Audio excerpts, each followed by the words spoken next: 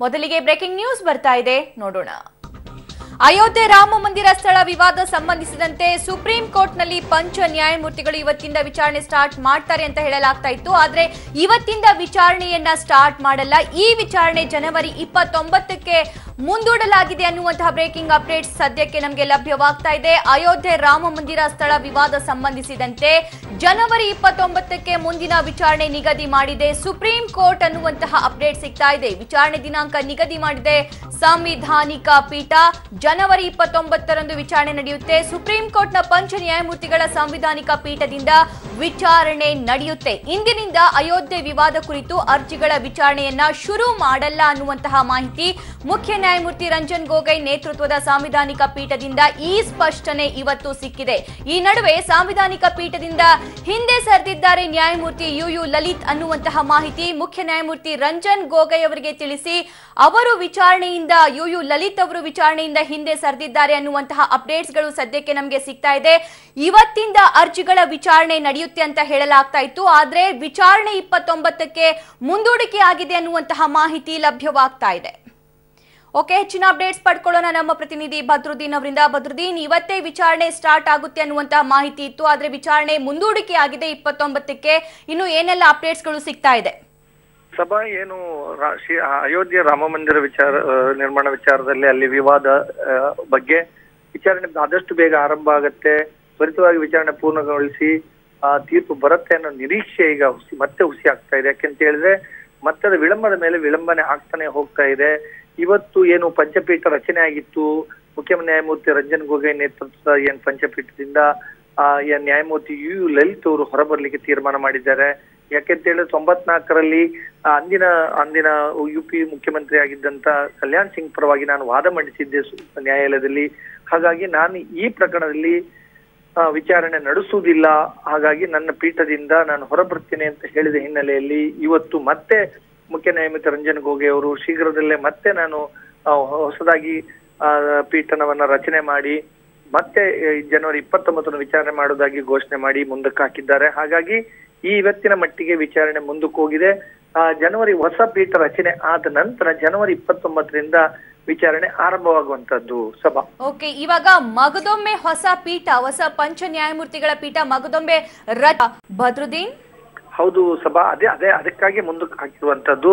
ಅವಾಗ ನ್ಯಾಯಮೂರ್ತಿಗಳು ತಮ್ಮ ವಿಚಾರಣೆಯಿಂದ ಹೊರ ಹೋಗ್ತೀನಿ ಅಂದ್ರೆ ಇಲ್ಲಿ ಕೇವಲ ನ್ಯಾಯಮೂರ್ತಿಗಳಾದ ಯು ಲಲಿತ್ ಅವರೇನಿದ್ದಾರೆ ಅವರ ರಿಪ್ಲೇಸ್ಮೆಂಟ್ ಗೆ ಇನ್ನೊಬ್ರು ಬರ್ತಾರ ಅಥವಾ ಇಡೀ ಪೀಠನೇ ಹೊಸದಾಗಿ ಅವ್ರ ಬದಲಿಗೆ ಮತ್ತೊಬ್ಬರನ್ನ ಅಂದ್ರೆ ಮತ್ತೊಬ್ಬರನ್ನ ನೇಮಕ ಮಾಡಿ ಪೀಠ ರಚನೆ ಮಾಡಲಾಗತ್ತೆ. ಇವತ್ತಿನ ಏನ್ ವಿಚಾರಣೆ ವೇಳೆ ಮತ್ತೊಂದು ಪ್ರಮುಖ ಅಂಶವನ್ನ ಗೊಗೊಯ್ ಅವರು ಹೇಳಿರುವಂತದ್ದು, ನಾವು ವಿಚಾರಣೆ ಮಾಡುವ ವೇಳೆ ಅಂದ್ರೆ ವಿಚಾರಣೆ ನಡುವಂತ ಸಂದರ್ಭದಲ್ಲಿ ಏನು ದಾಖಲೆಗಳಿಗೂ ಭಾಷಾಂತರ ಆಗಿರುವಂತ ದಾಖಲೆಗಳನ್ನ ತಯಾರು ಮಾಡಿ ಇಟ್ಟಿರ್ಬೇಕು ಅನ್ನೋ ಸೂಚನೆಯನ್ನು ಕೂಡ ನ್ಯಾಯಾಲಯದ ಸಿಬ್ಬಂದಿಗೆ ಅವರು ಸೂಚನೆ ಕೊಟ್ಟಿರುವಂತದ್ದು. ಯಾಕಂತ ಹೇಳಿದ್ರೆ ಆ ವಿಚಾರಣೆ ಜನವರಿ 29ರಿಂದನೇ ವಿಚಾರಣೆ ಆಗಲೇಬೇಕು ಅನ್ನೋ ಮುನ್ಸೂಚನೆಯನ್ನ ಮುಖ್ಯ ನ್ಯಾಯಮೂರ್ತಿಗಳು ಇವತ್ತಿನ ನ್ಯಾಯಪೀಠದಲ್ಲಿ ಹೇಳಿರುವಂತದ್ದು. ಹಾಗಾಗಿ ಜನವರಿ 29ರಿಂದ ಯಾವುದೇ ವಿಘ್ನ ಇಲ್ಲದೆ ಏನು ವಿಚಾರಣೆ ಆರಂಭ ಆಗ್ಬೋದು ಅನ್ನೋದು ನಮ್ಮ ನಿರೀಕ್ಷೆ. ಸಂವಿಧಾನ ಪೀಠ ಪುನರಚನೆ ಆಗುವ ಸಂದರ್ಭದಲ್ಲಿ ಅದೇ ಲಲಿತ್ ನ್ಯಾಯಮೂರ್ತಿ ಯು ಲಲಿತ್ ಬದಲಿಗೆ ಯಾರಾದ್ರೂ ಇನ್ನು ಮತ್ತೊಬ್ಬರು ಹಿರಿಯ ನ್ಯಾಯಮೂರ್ತಿಗಳನ್ನ ಏನು ಆ ಪೀಠಕ್ಕೆ ತರಲಾಗತ್ತೆ, ಪ್ಯಾನಲ್ ಅಲ್ಲಿ ತರಲಾಗತ್ತೆ, ನೇಮಕ ಮಾಡಲಾಗತ್ತೆ. ಅದಾದ ನಂತರ ವಿಚಾರಣೆ ಆರಂಭವಾಗುವಂತದ್ದು. ಓಕೆ, ಪ್ರಮುಖವಾಗಿ ಯು ಲಲಿತ್ ಅವರು ವಿಚಾರಣಾ ಪೀಠದಿಂದ ಹಿಂದೆ ಸರಿಯೋದಕ್ಕೆ ಕಾರಣ ಏನಿರಬಹುದು ಅಂತ ಅನ್ಸುತ್ತೆ ಬದ್ರುದ್ದೀನ್? ನಾನು ಈಗಾಗಲೇ ಹೇಳಿದೆ ಸಭಾ, 1994ರಲ್ಲಿ ಅಂದ್ರೆ ಈ ಪ್ರಕರಣ ನ್ಯಾಯಾಲಯದ ಮೆಟ್ಲೆತ್ತಿದಾಗ ಲಲಿತ್ ಅವರು ಅಂದು ನ್ಯಾಯಮೂರ್ತಿ ಆಗಿದ್ರು, ಅಂದ್ರೆ ನ್ಯಾಯಮೂರ್ತಿ ನ್ಯಾಯವಾದಿ ಆಗಿದ್ರು. ಹಾಗಾಗಿ ನಂತರ ಅವರು ಆ ಸಂದರ್ಭದಲ್ಲಿ ಅವರು ಅಂದಿನ ಸಿಎಂ ಆಗಿದ್ದಂತ ಕಲ್ಯಾಣ್ ಸಿಂಗ್ ಪರ ವಕಾಲತ್ತನ್ನ ವಹಿಸಿದ್ರು ನ್ಯಾಯಾಲಯದಲ್ಲಿ. ಹಾಗಾಗಿ ನಂತರ ದಿನಗಳಲ್ಲಿ ಹಿರಿತನದ ಆಧಾರದ ಮೇಲೆ ಯು ಲಲಿತ್ ಅವರು ಸುಪ್ರೀಂ ಕೋರ್ಟ್ನ ನ್ಯಾಯಾಧೀಶರಾದ್ರು. ಹಾಗಾಗಿ ಇಂಥ ಪ್ರಕರಣದಲ್ಲಿ ಇದೇನು ಹೊಸದಲ್ಲ ಸಭಾ. ಯಾರ್ಯಾರು ಆತರ ನ್ಯಾಯವಾದಿಗಳಾಗಿ ಅಥವಾ ಅವರ ಜೊತೆಯಲ್ಲಿದ್ದ ನ್ಯಾಯವಾದಿಗಳು ಏನಾದ್ರು ಇತರ ಪೀಠಕ್ಕೆ ಬಂದಾಗ ಅವರು ಈ ಹಿಂದೆ ಈ ಪ್ರಕರಣದಲ್ಲಿ ಏನಾದ್ರು ಇನ್ವಾಲ್ವ್ಮೆಂಟ್ ಇದ್ರೆ ಪ್ರಾಂತವಾರು ಭಾಷಾವಾರು ಸಂಬಂಧ ಈ ರೀತಿ ಇದ್ರೆ ನ್ಯಾಯಾಧೀಶರುಗಳು ಇಂಥ ವಿಚಾರಣೆಯಿಂದ ಹೊರಬರುವಂತದ್ದು ಇದೇನು ಹೊಸದಲ್ಲ, ಸಂಪ್ರದಾಯ. ಹಾಗಾಗಿ ನೈತಿಕತೆ ಹಿನ್ನೆಲೆಯಲ್ಲಿ ಅವರು ಅದನ್ನ ಹಿಂದೆ ಸರಿತಾರೆ. ಹಿಂದೆ ಈಗಾಗಲೇ ನಾನು ಒಂದು ವ್ಯಕ್ತಿಯ ಪರ ನಾನು ವಾದ ಮಾಡಿರೋದ್ರಿಂದ ನ್ಯಾಯಪೀಠದಲ್ಲಿ ಕೂತ್ಕೊಂಡು ತೀರ್ಪು ಕೊಡೋಕೆ ಕಷ್ಟ ಆಗತ್ತೆ ಅನ್ನೋದು ಅವರ ಭಾವನೆ. ಅದಕ್ಕೆ ಸ್ಪಂದನೆ ಯಾವಾಗ್ಲೂ ಸಿಗುತ್ತೆ. ಮುಖ್ಯ ನ್ಯಾಯಮೂರ್ತಿಗಳು ಅದನ್ನ ಒಪ್ಪಿಕೊಂಡು ಹೊಸದಾಗಿ ಪೀಠವನ್ನ ರಚನೆ ಮಾಡ್ತಾರೆ. ಓಕೆ, ಯಾರ್ಯಾರು ಅರ್ಜಿಯನ್ನ ಸಲ್ಲಿಸಿದ್ರು ಎಲ್ಲರೂ ಕೂಡ ಕಾದು ಕುಳಿತಿದ್ರು. ಇವತ್ತು ವಿಚಾರಣೆ ಸ್ಟಾರ್ಟ್ ಆಗುತ್ತೆ, ಇವತ್ತಿಂದ ವಿಚಾರಣೆ ಸ್ಟಾರ್ಟ್ ಆಗುತ್ತೆ, ಏನೆಲ್ಲ ಆಗಬಹುದು ಅನ್ನುವಂತಹ ಕುತೂಹಲ ಅವರಲ್ಲಿ ಇತ್ತು. ಆದ್ರೆ ಮಗದೊಮ್ಮೆ ಒಂದ್ ರೀತಿಯಾಗಿರುವಂತಹ ವಾತಾವರಣ ನಿರ್ಮಾಣವಾಗಿದೆ ಅಂತ ಅನ್ಸಲ್ವಾ? ಅಂದ್ರೆ ಅವರ ಆಸೆ ಏನಿದೆ ಅದು ಸದ್ಯದ ಮಟ್ಟಿಗೆ ನಿರಾಸೆ ಆಗಿದೆ ಅಂತ ಅನಿಸ್ತಿಲ್ವಾ ಬದ್ರುದ್ದೀನ್? ಖಂಡಿತ. ಈಗಾಗಲೇ ದೇಶದಾದ್ಯಂತ ಆಂದೋಲನ ನಡೀತು, ಒತ್ತಡ ಏರುವಂತ ಒಂದು ಪ್ರಯತ್ನವನ್ನ ಮಾಡಿತು. ವಿಳಂಬ ಮಾಡಬಾರ್ದು, ಆದಷ್ಟು ಬೇಗ ಈ ಬಹು ವಿವಾದಿತ ಪ್ರಕರಣವನ್ನ ಇತ್ಯರ್ಥ ಮಾಡಬೇಕು, ಆದಷ್ಟು ಬೇಗ ವಿಚಾರಣೆ ಮಾಡಿ ತೀರ್ಪನ್ನ ಕೊಡಬೇಕು ಅನ್ನೋದು ದೇಶದ ಜನರ ಭಾವನೆಯನ್ನ ನ್ಯಾಯಾಲಯದ ಮುಂದೆ ಸಾರ್ವಜನಿಕವಾಗಿ ಕೂಡ ಹೇಳಲಾಗ್ತಿತ್ತು. ಹಾಗಾಗಿ ಕಳೆದ ಬಾರಿ ಬಹಳ ಕೆಲ ಸಂಘಟನೆಗಳು, ಕೆಲವು ಏನು ಅರ್ಜಿದಾರರ ಪರ ವಕೀಲರು ಕೂಡ ನ್ಯಾಯಾಲಯದಲ್ಲಿ ಇದೇ ವಾದ ಮಂಡಿಸಿದ್ರು. ಆದಷ್ಟು ಬೇಗ ವಿಚಾರಣೆಯನ್ನ ಮುಗಿಸ್ಬೇಕು ಅಂತ. ಇದು ಅಷ್ಟೊಂದು ತುರ್ತು ಅಗತ್ಯ ಇಲ್ಲ ಅಂತ ಹೇಳಿ ಮುಂದಕ್ಕೆ ಹಾಕಲಾಗಿತ್ತು. ಅದರ ನಂತರ ದಿನಗಳಲ್ಲಿ ಸಾಕಷ್ಟು ಜನಾಭಿಪ್ರಾಯ ಏನು ಅಂತ ಹೇಳಿದ್ರೆ, ಅಯೋಧ್ಯೆ ರಾಮ ಜನ್ಮಭೂಮಿ ವಿವಾದ ಅದನ್ನ ಆದಷ್ಟು ಬೇಗ ಇತ್ಯರ್ಥ ಮಾಡಬೇಕು, ಅದೊಂದು ದೇಶದ ಗಮನ ಸೆಳೆದಿರುವಂತಹ ವಿವಾದ. ಹಾಗಾಗಿ ಸಾರ್ವಜನಿಕ ಹಿತದೃಷ್ಟಿಯಿಂದ ಅದನ್ನ ಬೇಗ ಮುಗಿಸ್ಬೇಕು ಅನ್ನೋ ಸಾಕಷ್ಟು ಒತ್ತಾಯಗಳು ಕೇಳಿ ಬಂದಿತ್ತು. ಅದಕ್ಕೆ ಸ್ಪಂದಿಸಿದಂತ ನ್ಯಾಯಪೀಠ, ಮುಖ್ಯ ನ್ಯಾಯಮೂರ್ತಿಗಳು ತುರ್ತಾಗಿ ಆ ಪಂಚಪೀಠವನ್ನ ರಚನೆ ಮಾಡಿ ವಿಚಾರಣೆಯನ್ನ ಜನವರಿ ಮೊದಲ ವಾರದಲ್ಲಿ ಕೈಗೊಳ್ತೀನಿ ಅಂತ ಹೇಳಿದ್ರು. ಇವತ್ತಿಗೆ ನಿಗದಿಯಾದಂತ ಏನು ವಿಚಾರಣೆ ಇವತ್ತಿಂದನೇ ಆರಂಭ ಆಗ್ಬೇಕಾಗಿತ್ತು. ಆದ್ರೆ ನ್ಯಾಯಮೂರ್ತಿ ಲಲಿತ್ ಅವರ ಈ ತೀರ್ಮಾನದಿಂದಾಗಿ ಮತ್ತೆ 19 ದಿನ ಮುಂದಕ್ಕೆ ಹೋಗಿರುವಂತದ್ದು ಅಷ್ಟೇ. ಆದ್ರೆ ಇವತ್ತಿನ ಮುಖ್ಯ ನ್ಯಾಯಮೂರ್ತಿಗಳ ಹೇಳಿಕೆ ಏನಿದೆ ಅದು ಒಂದು ಸ್ಪಷ್ಟ ಮುನ್ಸೂಚನೆಯನ್ನ ಕೊಟ್ಟಿದೆ. 29ರಿಂದ ಯಾವುದೇ ವಿಘ್ನ ಇಲ್ಲದೆ ನಿರಾತಂಕವಾಗಿ ವಿಚಾರಣೆ ಆರಂಭ ಆಗತ್ತೆ ಅಂತ ಮುನ್ಸೂಚನೆಯನ್ನು ಅವರು ಕೊಟ್ಟಿದ್ದಾರೆ. ಈಗಾಗಲೇ ಅವರು ನ್ಯಾಯಾಲಯ ಸಿಬ್ಬಂದಿಗೆ ಸೂಚನೆ ಮಾಡಿಕೊಟ್ಟಿರುವಂತದ್ದು ಭಾಷಾಂತರಗೊಂಡ ಎಲ್ಲ ದಾಖಲೆಗಳು ಸಿದ್ಧವಾಗಿರ್ಬೇಕು, ವಿಚಾರಣೆ ಸುಗಮವಾಗಿ ನಡೆಯುತ್ತೆ 29ರಿಂದ ಅನ್ನೋ ಸೂಚನೆಯನ್ನ ಅವ್ರು ಕೊಟ್ಟಿದ್ದಾರೆ. ಓಕೆ, ಅಂದ್ರೆ ಈ ವಿಚಾರಣೆ ಏನಿದೆ, ಈ ಅರ್ಜಿಗಳು ತುಂಬಾನೇ ಬಂದಿರೋದ್ರಿಂದ ಕೆಲವೊಂದಿಷ್ಟು ದಿನ ಕಂಟಿನ್ಯೂಸ್ಲಿ ನಡೆಯುವಂತಹ ಸಾಧ್ಯತೆ ಇದೆಯಾ ಅಥವಾ ಯಾವ ರೀತಿ ಪ್ರೊಸೆಸ್ ನಡೆಯುತ್ತೆ ವಿಚಾರಣೆದು? ಅಂದ್ರೆ ಅದು ಸುಪ್ರೀಂ ಕೋರ್ಟ್ ನ ವಿವೇಚನೆಗೆ ಬಿಟ್ಟಿರುವಂತದ್ದು. ಅದು ಯಾವ ರೀತಿ ಕಕ್ಷಿದ ಅಂದ್ರೆ ಅರ್ಜಿದಾರರ ಪರ ವಕಾಲತ್ತು ಇರುತ್ತೆ. ಅಂದ್ರೆ ಕೆಲವು ಕಕ್ಷಿ ಅಂದ್ರೆ ಅರ್ಜಿದಾರರ ಪರ ವಕೀಲರುಗಳು ಕಾಲಾವಕಾಶ ಕೊಡ್ತಾರೆ, ಆಗ ಕಾಲಾವಕಾಶ ಕೊಡ್ಲೇಬೇಕಾಗತ್ತೆ ನ್ಯಾಯಪೀಠ. ಕೆಲವರು ತುರ್ತಾಗಿ ಮಾಡ್ಬೇಕು ಅಂತಂದಾಗ ಎಲ್ಲರ ಸಾಮರ್ಥ್ಯ ಇದ್ರೆ ತುರ್ತಾಗಿ, ಅಂದ್ರೆ ಒಂದು ತುಂಬಾ ಅನಿವಾರ್ಯತೆ ಇದ್ರೆ, ತುಂಬಾ ಅರ್ಜೆನ್ಸಿ ಇದ್ರೆ ಖಂಡಿತವಾಗಿ ನ್ಯಾಯಪೀಠ ಬೇಗ ಬೇಗ ವಿಚಾರಣೆ ಮಾಡಿ ವಿಚಾರಣೆಯನ್ನ ಮುಗಿಸಿ ತೀರ್ಮಾನ ಕೊಡುವಂತ ನಾವು ಕಂಡಿದ್ದೇವೆ. ಆದ್ರೆ ಈ ಪ್ರಕರಣ ದೇಶದಾದ್ಯಂತ ಗಮನ ಸೆಳೆದಿರೋದ್ರಿಂದ ಒತ್ತಡಗಳು ಪರ ವಿರೋಧ ಬರ್ತನೇ ಇರುತ್ತೆ. ಹಾಗಾಗಿ ಒಂದು ಅರ್ಜಿದಾರರ ಪರವಾದಂತವರು ಒಂದಷ್ಟು ಕಾಲಾವಕಾಶವನ್ನ ಮತ್ತೆ ಕೇಳಿದ್ರೆ ವಿಚಾರಣೆಗಳು ಮುಂದಕ್ಕೆ ಹೋಗ್ತಾನೆ ಇರುತ್ತೆ ಸಭಾ. ಹಾಗಾಗಿ ಅದು ನ್ಯಾಯಪೀಠದ ವಿವೇಚನೆಗೆ ಬಿಟ್ಟಿರುವಂತದ್ದು. ನ್ಯಾಯಾಧೀಶರು ಯಾವ ರೀತಿ ಅದನ್ನ ಕನ್ವಿನ್ಸ್ ಆಗ್ತಾರೆ, ಯಾವ ರೀತಿ ತೀರ್ಮಾನ ತಗೊಳ್ತಾರೆ ಅನ್ನೋ ಆಧಾರದ ಮೇಲೆ. ಆದ್ರೆ ಇದು ಸಾಕಷ್ಟು ದಶಕಗಳಿಂದ ನಡೀತಿರುವಂತ ವಿವಾದ ಆದ್ರಿಂದ ಸಾಕಷ್ಟು ಕಸರತ್ತುಗಳು, ಸಾಕಷ್ಟು ವಾದ ಪ್ರತಿವಾದಗಳು, ದಾಖಲೆಗಳನ್ನ ಮಂಡಿಸುವಂತದ್ದು ಎಲ್ಲವೂ ಬಹುತೇಕ ಪೂರ್ಣ ಆಗಿದೆ. ಈಗಾಗಲೇ ನ್ಯಾಯಪೀಠ ಹೇಳಿರುವಂತದ್ದು ಈಗಾಗಲೇ 88. ಹಾಗೆ ಸಂಪರ್ಕದಲ್ಲಿ ಮತ್ತೆ ನಾನು ನಿಮ್ಮನ್ನ ಮಾತಾಡ್ತೀನಿ. ಪ್ರಧಾನಮಂತ್ರಿ ನರೇಂದ್ರ ಮೋದಿ ಅವರಿಗೆ ತೀವ್ರ ನಿರಾಸೆ, ಯಾಕಂದ್ರೆ ಜನವರಿ 29ಕ್ಕೆ ಈ ವಿಚಾರಣೆ ಮುಂದೂಡಿಕೆಯಾಗಿದೆ. ಲೋಕಸಭಾ ಎಲೆಕ್ಷನ್ ಕೂಡ ಹತ್ರ ಬರ್ತಾ ಇದೆ. ದಿನವಾಹಿ ವಿಚಾರಣೆ ನಡೆಯುತ್ತೋ ಇಲ್ವೋ ಅನ್ನೋದು ಇನ್ನೂ ಸ್ಪಷ್ಟತೆ ಇಲ್ಲ. ಅಯೋಧ್ಯೆ ವಿವಾದ ತಕ್ಷಣಕ್ಕೆ ಬಗೆಹರಿಯೋದು ಡೌಟ್ ಅಂತಾನೆ ಹೇಳಲಾಗ್ತಾ ಇದೆ. ಯಾಕಂದ್ರೆ ಈ ಪ್ರೊಸೆಸ್ ಹಾಗೆ ಮುಂದೆ ಹೋಗ್ತಾನೆ ಇದೆ. ಲೋಕಸಭೆಗೂ ಮುನ್ನ ಸುಪ್ರೀಂ ಕೋರ್ಟ್ ತೀರ್ಪು ಅನುಮಾನವನ್ನ ಮೂಡಿಸಿದೆ ಅನ್ನುವಂತಹ ಮಾಹಿತಿ. ಯಾಕಂದ್ರೆ ಪ್ರಧಾನಮಂತ್ರಿ ನರೇಂದ್ರ ಮೋದಿ ಅವರಿಗೆ ತೀವ್ರ ನಿರಾಸೆಯನ್ನ ಉಂಟು ಮಾಡಿದೆ. ಜನವರಿ 29ಕ್ಕೆ ಮಗದೊಮ್ಮೆ ವಿಚಾರಣೆ ಮುಂದೂಡಿಕೆಯಾಗಿದೆ. ಹೆಚ್ಚಿನ ಅಪ್ಡೇಟ್ಸ್ ಪಡ್ಕೊಳ್ಳೋಣ ನಮ್ಮ ಪ್ರತಿನಿಧಿ ಬದ್ರುದ್ದೀನ್. ಈಗ ಲೋಕಸಭಾ ಎಲೆಕ್ಷನ್ ಕೂಡ ಹತ್ತಿರ ಆಗ್ತಾ ಇದೆ, ಈ ಪ್ರೊಸೆಸ್ ಕೂಡ ಹಾಗೆ ಮುಂದುವರಿತಾ ಹೋಗ್ತಾ ಇದೆ. ಒಂದು ಬಿಜೆಪಿಗೆ ಒಂದ್ ರೀತಿಯಾಗಿರುವಂತ ನಿರಾಸೆ ಅಂತ ಅನ್ಸಲ್ವಾ ಇದು? ಖಂಡಿತ ಸಭಾ, ಹಾಗಂತ ಅಲ್ಲ. ಯಾಕಂತ ಹೇಳಿದ್ರೆ ಭಾರತೀಯ ಜನತಾ ಪಾರ್ಟಿ ಚುನಾವಣೆಗೆ ಮುನ್ನನೇ ಒಂದು ಭರವಸೆಯನ್ನ ಕೊಟ್ಟಿತ್ತು. ತಮ್ಮ ಅಧಿಕಾರಾವಧಿಯಲ್ಲಿ ಆದಷ್ಟು ಬೇಗ ರಾಮ ಜನ್ಮ ಅಲ್ಲಿ ಅಯೋಧ್ಯೆಯಲ್ಲಿ ಶ್ರೀರಾಮ ಮಂದಿರವನ್ನ ಕಟ್ತೀವಿ ಅಂತ. ಆದ್ರೆ ಆ ವಿಚಾರದಲ್ಲಿ ವಿಳಂಬ ಆದಾಗ ಹಿಂದೂ ಪರ ಸಂಘಟನೆಗಳು ಮತ್ತು ಬಿಜೆಪಿಯ ಬಹುತೇಕ ಸಂಘಟನೆಗಳು ಅಂದ್ರೆ ಜೋಡಿಸಿಕೊಂಡ ಸಂಘಟನೆಗಳದ್ದು ಬಿಜೆಪಿ ಬಹುತೇಕ ಅವರ ತೀರ್ಮಾನ ಒತ್ತಾಯ ಏನು ಆಗಿತ್ತು ಅಂತ ಹೇಳಿದ್ರೆ ಕೇಂದ್ರ ಸರ್ಕಾರ ತಕ್ಷಣ ಇದಕ್ಕೊಂದು ಸುಗ್ರೀವಾಜ್ಞೆ ತಂದು ರಾಮ ಮಂದಿರ ಕಟ್ಟುವ ವಿಚಾರವನ್ನ ಆರಂಭ ಮಾಡಬೇಕು ಅಂತ ಒತ್ತಾಯವನ್ನ ಮಾಡಿತ್ತು. ಆದ್ರೆ ಇತ್ತೀಚೆಗೆ ಪ್ರಧಾನಿ ನರೇಂದ್ರ ಮೋದಿ ಅವರು ಒಂದು ಸ್ಪಷ್ಟವಾದಂತ ಹೇಳಿಕೆಯನ್ನು ಕೊಡುವ ಮೂಲಕ ನ್ಯಾಯಾಲಯದ ತೀರ್ಪು ಬಂದ ನಂತರವಷ್ಟೇ ನಾವು ಯಾವುದೇ ನಿರ್ಧಾರವನ್ನ ತೆಗೆದುಕೊಳ್ಳುವಂತದ್ದು ಅನ್ನೋದನ್ನ ಹೇಳಿದ್ದಾರೆ, ಸ್ಪಷ್ಟವಾಗಿ ಹೇಳಿದ್ದಾರೆ. ಅಂದ್ರೆ ಅವ್ರಿಗೂ ಕೂಡ ಗೊತ್ತಿದೆ, ನ್ಯಾಯಾಲಯದಲ್ಲಿ ವಿಚಾರಣೆ ನಡೀತಾ ಇರುವಾಗ, ನ್ಯಾಯಾಲಯದಲ್ಲಿರುವಾಗ ಇಂಥ ವಿವಾದವನ್ನ ಅನಗತ್ಯವಾಗಿ ಗೊಂದಲ ಸೃಷ್ಟಿ ಮಾಡೋದು ಬೇಡ ಅಂತ ಅರಿವಿದ್ದೇ ಪ್ರಧಾನಿಯವರು ಈ ರೀತಿ ಹೇಳಿಕೆ ಕೊಟ್ಟಿರುವಂತದ್ದು. ಒಂದ್ ವೇಳೆ ಅಂತ ಸುಗ್ರೀವಾಜ್ಞೆ ತೆಗೆದುಕೊಂಡು ಮಾಡಿದ್ದೇ ಆಗಿದ್ರೆ ಸಹಜವಾಗಿ ಸಂವಿಧಾನ ಬಿಕ್ಕಟ್ಟುಗಳ ಆಗುವಂತ ಸಾಧ್ಯತೆ ಎಲ್ಲ ಇತ್ತು. ಈ ಅರಿವಿದ್ದಂತ ಪ್ರಧಾನಿ ನರೇಂದ್ರ ಮೋದಿ ಅವರು ಅಂದ್ರೆ ಒಂದ್ ರೀತಿಯಲ್ಲಿ ಅವರ ಭಾವನೆಗೆ ಸ್ಪಂದಿಸಿದ ಹಾಗೆ, ಅಂದ್ರೆ ಯಾವ ಸಂಘಟನೆಗಳು, ಹಿಂದೂ ಪರ ಸಂಘಟನೆಗಳಿರ್ಬೋದು, ಅವರ ಸಹೋದ್ಯೋಗಿ ಬಿಜೆಪಿಯವರ ಒತ್ತಾಯದ ಮೇಲೆ ಅವ್ರಿಗೂ ಕೂಡ ಸ್ಪಂದಿಸಿದ ಹಾಗೇನೆ ಸುಪ್ರೀಂ ಕೋರ್ಟ್ ತೀರ್ಮಾನವನ್ನ ಕಾಯೋಣ. ಕಾದ ನಂತರ ಅಲ್ಲಿ ಯಾವ ರೀತಿಯ ತೀರ್ಮಾನ ಬರುತ್ತೆ ಅದರ ಆಧಾರದಲ್ಲಿ ನಾವು ಮುಂದಕ್ಕೆ ಹೋಗೋಣ, ಅದೇ ಹೋಗುವಂತದ್ದು ಕೇಂದ್ರ ಸರ್ಕಾರ ನಿರ್ಧಾರ ಅನ್ನೋದನ್ನ ಸ್ಪಷ್ಟಪಡಿಸಿ ಅವರ ಬಾಯನ್ನ ಮುಚ್ಚಿಸಿದ್ರು. ಈಗ ಮುಖ್ಯ ಪ್ರಧಾನಿ ಇರ್ಬೋದು, ಕೇಂದ್ರ ಸರ್ಕಾರಕ್ಕೆ ಇರ್ಬೋದು, ನ್ಯಾಯಾಲಯದ ತೀರ್ಪನ್ನ ಕಾಯುವುದು ಅನಿವಾರ್ಯ ಆಗುತ್ತೆ.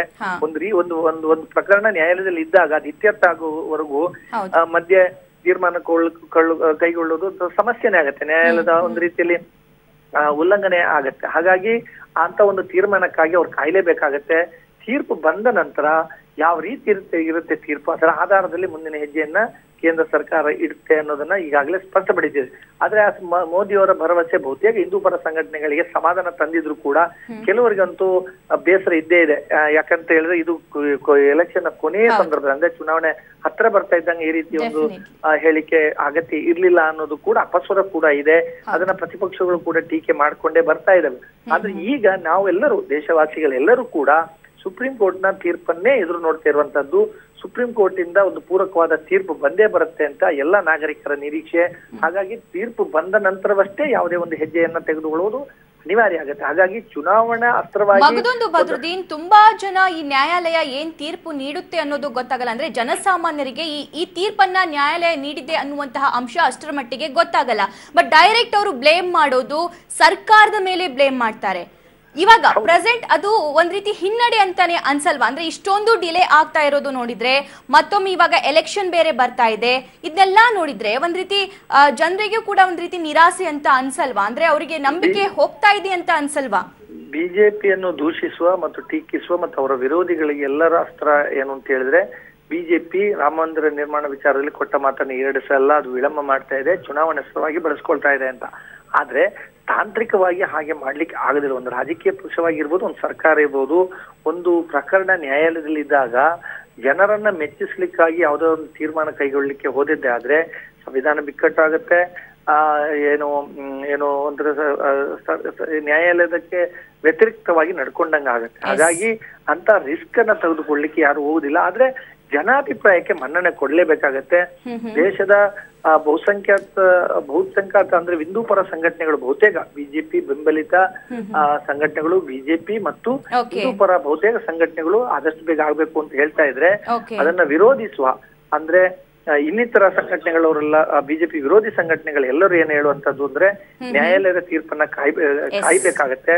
ನ್ಯಾಯಾಲಯ ಏನ್ ತೀರ್ಮಾನ ಕೊಡುತ್ತೋ ಅದನ್ನ ಆಧರಿಸಿ ನಿರ್ಧಾರ ಆಗ್ಬೇಕು ವಿನ ಅದಕ್ಕೂ ಮುನ್ನ ನಿರ್ಧಾರ ತಗೊಳ್ಳೋದು ಸರಿಯಲ್ಲ ಅನ್ನೋದನ್ನ ಈಗಾಗಲೇ ಅದಕ್ಕೆ ಅವರ ಆಕ್ಷೇಪವನ್ನ ವ್ಯಕ್ತಪಡಿಸಿದೆ. ಹಾಗಾಗಿ ಆ ಪರ ವಿರೋಧ ವಾದ ಪ್ರತಿವಾದಗಳ ಹಗ್ಗ ಜಗ್ಗಾಟಗಳ ನಡುವೆ ನ್ಯಾಯಾಲಯದ ತೀರ್ಪನ್ನ ನಿರೀಕ್ಷೆಯಲ್ಲಿ ದೇಶದ ಸಾಮಾನ್ಯ ನಾಗರಿಕ ಇದ್ದಾನೆ. Okay Badruddin, thank you so much ನಿಮ್ಮೆಲ್ಲ ಮಾಹಿತಿಗೆ. ಇವಾಗ ಬಿಜೆಪಿ ಮುಖಂಡರಾಗಿರುವಂತಹ ಗೋ ಮಧುಸೂದನ್ ಅವರು ನಮ್ಮೊಂದಿಗೆ ದೂರವಾಣಿ ಸಂಪರ್ಕದಲ್ಲಿದ್ದಾರೆ. ನಮಸ್ಕಾರ ಸರ್. ನಮಸ್ತೆ ಮೇಡಮ್. ನಮಸ್ತೆ. ಅಯೋಧ್ಯೆ ರಾಮ ಮಂದಿರ ಸ್ಥಳ ವಿವಾದದ ವಿಚಾರಣೆ ಏನಿದೆ ಅದು ಜನವರಿ 29ಕ್ಕೆ ಮುಂದೂಡಿಕೆಯಾಗಿದೆ ಸರ್. ಇದಕ್ಕೆ ತಾವೇನ್ ಹೇಳ್ತೀರಾ? ದುರ್ದೈವ ಅಂತ ಹೇಳುವಂತದ್ದು ಬಿಟ್ರೆ ಬಹುಶಃ ನನಗನ್ಸುವಂತದ್ದು ಇದಕ್ಕೆ ಎಲ್ಲೋ ಒಂದು ಕಡೆ ಇಡೀ ದೇಶದ ಹಿಂದೂ ಸಮಾಜಕ್ಕೆ ಸುಪ್ರೀಂ ಕೋರ್ಟ್ ನ ನಡವಳಿಕೆಯ ಬಗ್ಗೆ ಮುಂಚಿನಿಂದನೂ ಅನುಮಾನ ಇತ್ತು. ಬಹುಶಃ ಇದ್ದಂತಹ ಅನುಮಾನಗಳು ತೀರ್ಮಾನವಾಗುವಂತಹ ಲಕ್ಷಣಗಳು ಕಾಣ್ತಾ ಇದ್ದಾವೆ. ಓಕೆ ಓಕೆ, ಈ ಸ್ಪಷ್ಟತೆ ಯಾವಾಗ ಸಿಗಬಹುದು ಸರ್? ಎಲ್ಲಿವರೆಗೂ ಇದನ್ನ ಡಿಲೇ ಮಾಡ್ತಾ ಮಾಡ್ತಾ ಮಾಡ್ತಾ ಹೋಗೋದು? ಬಹುಶಃ ನನ್ಗನ್ಸುತ್ತೆ ಸರ್ಕಾರ ಸನ್ಮಾನ್ಯ ಮೋದಿ ಅವರು ಸುಪ್ರೀಂ ಕೋರ್ಟ್ ನಲ್ಲಿ ಇರಬೇಕಾದ್ರೆ ಈ ವಿಷಯದ ಬಗ್ಗೆ ನಾವು ಇದ್ರ ಬಗ್ಗೆ ನಾವು ತೀರ್ಮಾನ ತೆಗೆದುಕೊಳ್ಳೋದು ಬೇಡ ಅಂತನ್ನುವಂತ ಒಂದು ನಿರ್ಧಾರವನ್ನ ಮಾಡಿದ್ರು ಇಲ್ಲಿಯ ತನಕ. ಬಹುಶಃ ರಾಮ ಮಂದಿರದ ಇಶ್ಯೂ ಈ ತರದ ಅನೇಕ ಹೊಸ ದಾಖಲೆಗಳನ್ನ ನಿರ್ಮಾಣ ಮಾಡುವಂತ ಲಕ್ಷಣಗಳು ಕಾಣ್ತಾ ಇದ್ದಾವೆ. ಬಹುಶಃ ಸರ್ಕಾರ ಸುಪ್ರೀಂ ಕೋರ್ಟ್ಗೆ ಇಚ್ಛೆ ಇಲ್ಲದೆ ಇದ್ದಾಕ್ಷಣ ಸರ್ಕಾರ ತೀರ್ಮಾನ ಮಾಡಬಾರದು ಅಂತ ಇಲ್ಲ.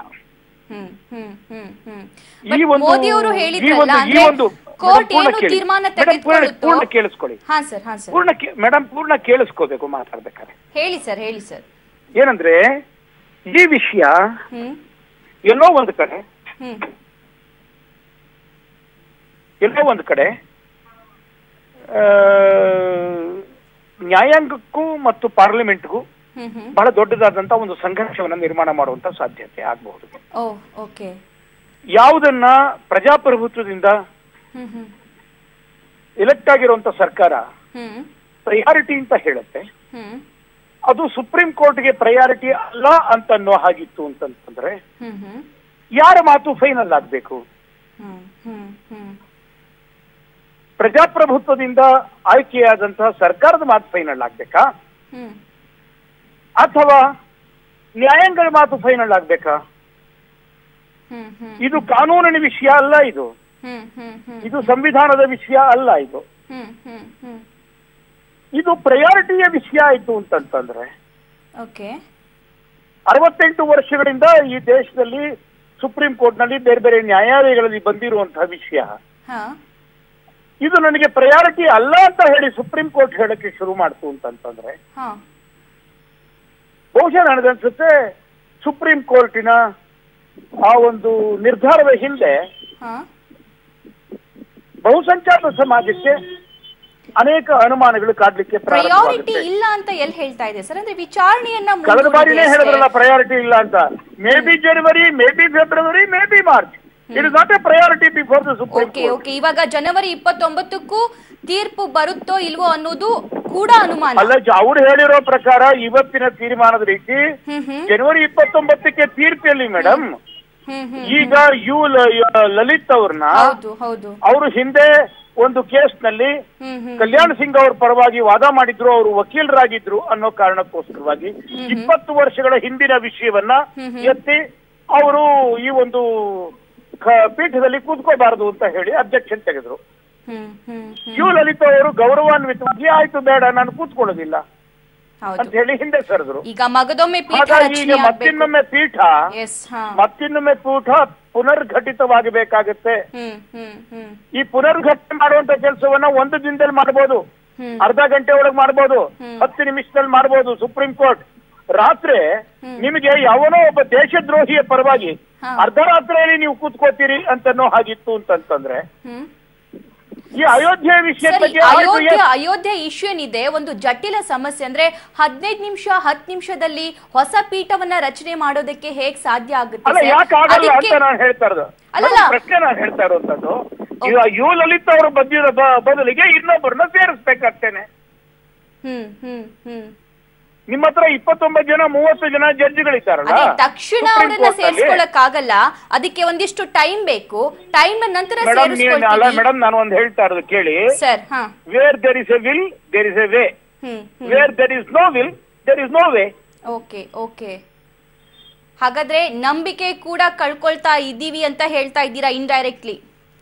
ನನಗನ್ನಿಸ್ತಾ ಇರುವಂತದ್ದು ಬಹುಶಃ ಅನುಮಾನದ ಹುತ್ತದಲ್ಲಿ ಸುಪ್ರೀಂ ಕೋರ್ಟ್ ಇದೆ ಇವತ್ತು. ನಿಮ್ಮ ಮುಂದಿನ ನಡೆ ಏನ್ ಸರ್? ಕೊನೆಯದಾಗಿ ಹೇಳ್ಬಿಡಿ ಮೇಡಮ್. ಮುಂದಿನ ನಡೆ ಏನು ಅಂತ ಈಗಲೇ ಹೇಳಲಿಕ್ಕೆ ನಾನು ಪ್ರಧಾನಮಂತ್ರಿ ಅಲ್ಲ. ಓಕೆ ಅಂದ್ರೆ ಬಿಜೆಪಿ ಪಕ್ಷದ ಮುಂದಿನ ನಡೆ ಕೇಳ್ತಾ ಇರೋದು? ನಾನು ಬಿಜೆಪಿ ಪಕ್ಷದ ಮುಂದಿನ ನಡೆಯನ್ನು ಹೇಳಬೇಕಾದ್ರೆ ಇದು ನಾವು ಆಡಳಿತ ಪಕ್ಷ ಇದ್ದೇವೆ. ಪ್ರಧಾನಮಂತ್ರಿ ಅವರ ನಿಲುವೇ ಪಕ್ಷದ ನಿಲುವಾಗುತ್ತೆ. ಪ್ರಧಾನಮಂತ್ರಿ ಅವರದ ನಿಲುವು ಪಕ್ಷದ ಇನ್ನೊಂದು ನಿಲುವು ಆಗಕ್ಕೆ ಸಾಧ್ಯ ಆಗೋದಿಲ್ಲ. ಥ್ಯಾಂಕ್ ಯು ಸರ್, ಇಷ್ಟೊತ್ತು ಪಬ್ಲಿಕ್ ಟಿವಿ ಜೊತೆ ಮಾತನಾಡಿದೆ.